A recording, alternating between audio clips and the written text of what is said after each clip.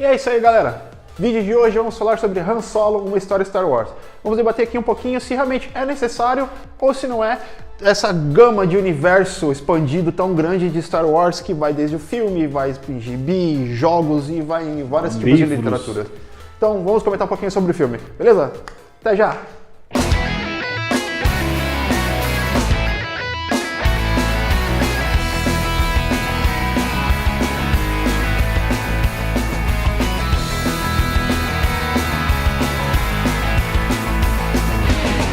É isso aí, Cláudio Dorigatti.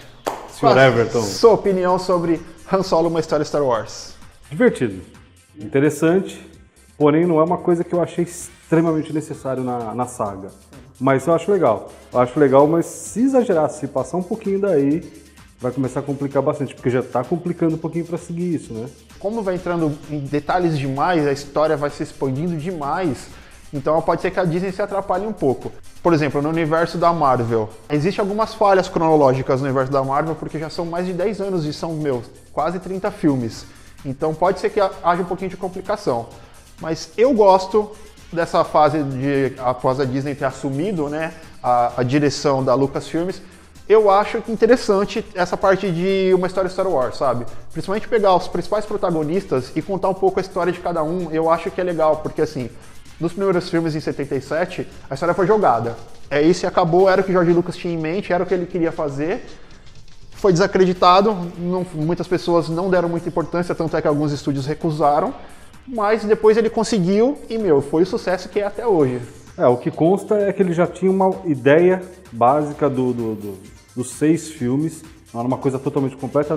No começo era para ser até bem diferente. Quem estudar um pouquinho Star Wars vai ver que a ideia inicial era bem diferente, ele foi lapidando isso com o tempo. Umas falhas de roteiro e tal. Então, mas mesmo antes do primeiro roteiro estar pronto, a ideia ali era muito diferente. Quem pesquisar vai ver umas coisas engraçadas e depois ele foi melhorando a ideia dele. Ou seja, ele não teve aquela grande ideia e saiu do nada, não. Ele trabalhou muito em cima disso. Tem um incesto já diz isso, né? Pois é, começa por aí. Começa por aí, que o Luke também não era para ser jovem. É uma curiosidade, era para ser um ancião. Mas interessante você ver que, de certa forma, ele acabou protegendo um pouco a saga e não criando nada muito em volta. Exato. Tem os seus pecados, né?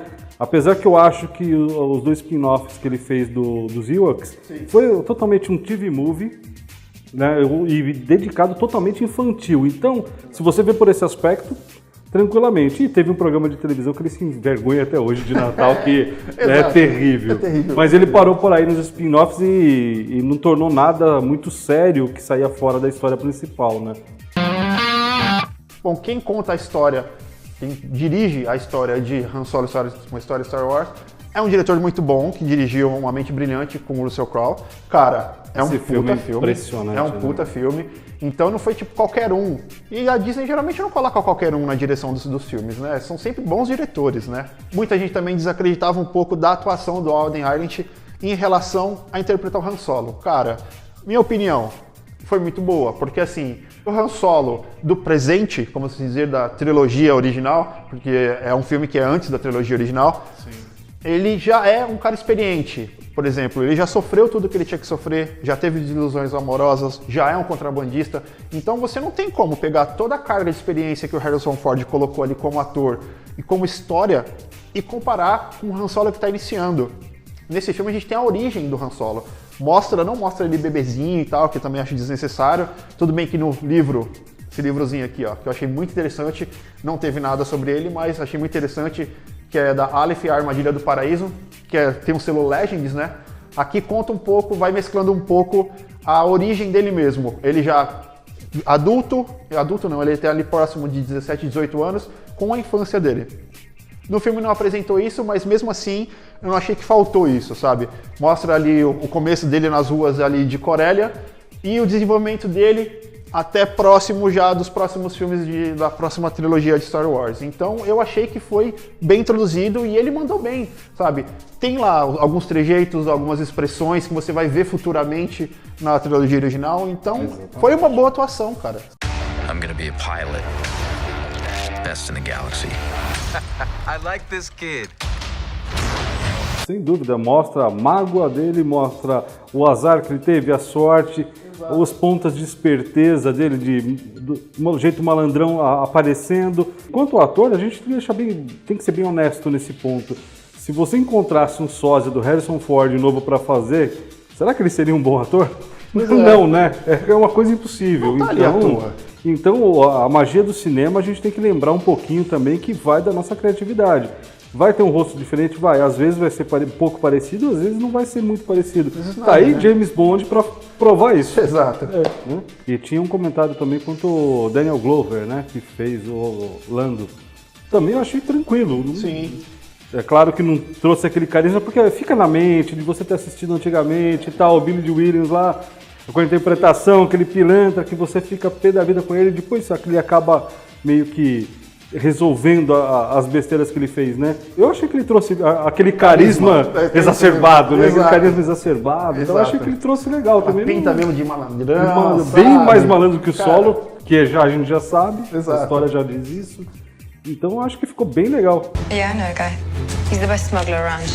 I heard a story about you. I was wondering if it's true. Everything you've heard about me is true. Falando de Lando, falando de Han Solo, é Millennium Falcon. Exato. É bem interessante. É bem interessante, cara. É muito legal você saber a origem ali da nave e a história dos 14 parsecs, né? Que todo mundo sempre quis saber. 12, cara. 12 parsecs, cara. Exato. Mas ele admite depois que no episódio 7 que eles foram 14. Depois ele fala isso, né? Mas você vê a história, sabe? Exatamente. Isso que eu achei impressionante. Eu tava ali no cinema, falei, cara, olha só que incrível isso. Então, esse universo expandido da Disney em relação às histórias de Star Wars, eu acho que são válidos. O que eu acho que a Disney perde um pouco a mão é expandir para HQ, para livro, para desenho, para jogo, sabe? É um universo tão grande de personagens que acaba se perdendo. Até expandir, até vai. O duro é quando o veio principal de filmes começa a depender desses elementos que estão vindo lá e eles aparecem e desaparecem e você só fica sabendo o motivo se começar a abrir esse leque, essa árvore. Então, tanto é que a ordem cronológica exata do Han Solo e a história de Star Wars não é entre um filme e outro, não é entre o episódio 3 e Rogue One. Tem a história do Han Solo, tem 2 livros antes, um desenho e outro livro depois, e depois encaixa os filmes. Então olha quanta coisa, quanta literatura, quanta fonte você precisa buscar e ir atrás. Teoricamente, quanto dinheiro você não precisa gastar para você ter uma imersão completa na história de Star Wars. Então isso eu acho que satura um pouco a marca. Exatamente quando eles não deixam claro, isso fica em aberto, até porque se eles quiserem encaixar mais coisas no meio ali, fica tudo aberto possível. Eles não criam uma amarração que depois acaba me complicando. Então, para quem tem alguma dúvida, é bem depois do episódio 3, mas bem antes de Rogue One também, não é tão próximo de Rogue One. É, assim, o Império já está estabelecido, né? Totalmente estabelecido. Bom, outro aspecto que Star Wars sempre manda muito bem, desde a trilha sonora original de John Williams, é, de fato, o trabalho de som, o trabalho de música, cara. O trabalho artístico de música é fantástico, cara. É impressionante, impressionante. John Powell mandou muito bem. Ele trouxe bastante elemento das trilhas originais. Você ouve muita coisa ali que você conhece, muita coisa que ele trabalhou, alguns trechos da música, trouxe alguns acordes que puxam você para uma música, mas depois entra outra coisa. Ele trouxe vários, a gente chama de dubs, assim, para lembrar alguma coisa. Lembra uma, lembra outra, mas é uma música nova construída. Depois tem uma música ou outra também que é da composição do John Williams. E assim, só para sair um pouquinho de lado, para mostrar que não é a Star Wars principal, tem acho que 1 ou 2 músicas ali com veio mais eletrônico. Exato. Que é, acho que logo no começo. Na parte mais de ação, Na parte mais de ação. Mas depois é basicamente John Williams. Orquestra, né, cara? É sensacional, cara. Sensacional. Outra coisa muito interessante que foi trazido também, que está no filme Tá Oculto, mas a Disney já publicou bem antes, né? Acho que umas 2 semanas atrás eles falaram sobre isso. Anthony Daniels, que é o C-3PO, sempre foi o grande C-3PO, está no filme e não está como C-3PO. Não é novidade, eles publicaram, ele está lá como Wookiee. E é bacana porque é o único ator que participou de todos os filmes. Então realmente é sensacional, sabe? Se você reparar em todos os filmes, até em Rogue One tem uma pequena ceninha lá que tá ele lá junto com R2-D2 e você saber que, cara, tem ator que participou de uma franquia inteira de filmes, cara, sabe? É igual aquele sonho de jogador da Copa, sabe? De participar de, às vezes, de 4 Copas. E a gente sabe como é isso, questão de contrato e tudo mais, e uma ponta daquela tão curta, o diretor, a Disney, podia falar, não, é desnecessário, a gente coloca o droid até lá digital hoje em dia e ninguém vai falar, não, mas fizeram questão, e dessa vez também, de colocar ele lá para participar, é o amor pela saga, né? Tem esse negócio, né? Depois a gente pesquisa, mas teve um outro ator aí também que na primeira cena ele parou a cena, não conseguiu gravar, ele foi abraçar o Chewbacca. Ah, sim, é o cara Paul Bettany, ele que faz o Visão em Guerra Infinita, ele era muito fã do Chewbacca, e na hora de, ao invés de ele ir lá e cumprimentar, ele começou a abraçar, cara, o Chewbacca e não largava mais, sabe? Então ele meio que atrapalhou um pouco as filmagens, porque ele era fã, cara. Ele é um fã de Star Wars, um ator que é fã de Star Wars e entrou pra dentro do universo, cara. Isso aconteceu com o John Boyega também no episódio 7, né? Com o set de filmagem com a Millennium, ele também não conseguiu gravar no começo. Ficou estarrecido, cara. Pô, imagina, cara, você vai atuar ali no universo Star Wars, já é uma coisa fantástica, e de repente você entra na Millennium Falcon, cara. Você fala, caralho, olha, todo mundo. Pra gente é uma coisa absurda. Agora, você imagina pra um ator que desde criança queria atuar fazendo aquilo, Exato, né? cara. E, às vezes o cara começa atuando, aquela preparação de escola de atuação, sabe? Porque minha meta é essa. E de repente o cara consegue chegar, é uma coisa que você sabe que vai ter uma entrega nos filmes. E em relação à atuação, em qualquer filme Star Wars, cara, existe uma entrega muito grande, cara. Sem dúvida nenhuma. The real question is, who's gonna be my co-pilot? Anticipate your opponent. No, you can't wipe them off. They're holograms. E puxando até o gancho de atuações, Chewbacca, cara, a relação que é construída, que é mostrada, aquela relação de amizade mesmo do Chewbacca e do Han Solo, cara, é mostrada ali, sabe? Só tem um trechinho só que me desagradou um pouquinho, que eu achei que foi desnecessário, foi o Han Solo falando na língua Wookiee. Ficou um pouco estranho. Ficou um pouquinho estranho, sabe? Passa, sabe? A gente sabe que ele entende, mas ele tentando falar o Wookiee, cara, ficou meio bizarro. Ficou meio a situação até onde ele encontra o Chewbacca ficou meio estranho. Ele tentar falar assim, então... cara, ficou estranho. Mas o que eu acho muito interessante nisso é que o filme poderia até se chamar Han e Chewie, né? Exato. Devido à importância dessa amizade e tudo Um mais. laço, né? E aí ele fala, até no trailer mostra que ele tem 180 ou 190 anos. E a gente sabe que ele já apareceu no episódio 3 ao lado do Yoda, numa guerra no planeta deles. Ou seja, ele já é um guerreiro que acaba...